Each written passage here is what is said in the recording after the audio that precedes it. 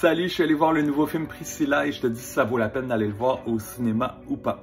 Ce drame biographique est réalisé par Sofia Coppola qui a réalisé un de mes films préférés de tous les temps, Lost in Translation, sorti en 2003. Film pour lequel elle avait d'ailleurs gagné un Oscar pour le meilleur scénario. Elle avait aussi réalisé The Virgin Suicides que j'avais beaucoup aimé en 99. Ce nouveau film Priscilla est basé sur le livre de Priscilla Presley, Elvis and Me. Le film en vedette Cailee Spaeny qu'on a pu voir dans l'excellente série Mare of Easttown il y a 2 ans. Jacob Elordi, le fameux Nate dans la série Euphoria.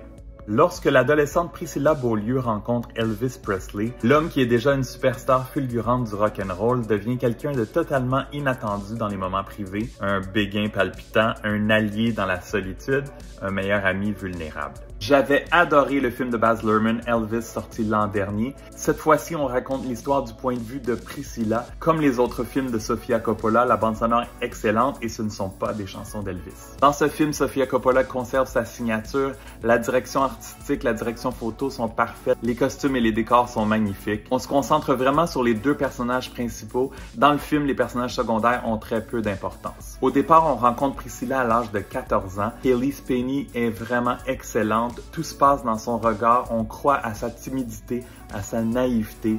Elle vit dans une cage dorée et on ressent beaucoup d'empathie pour elle. Jacob Elordi se débrouille très bien aussi sans devenir une caricature.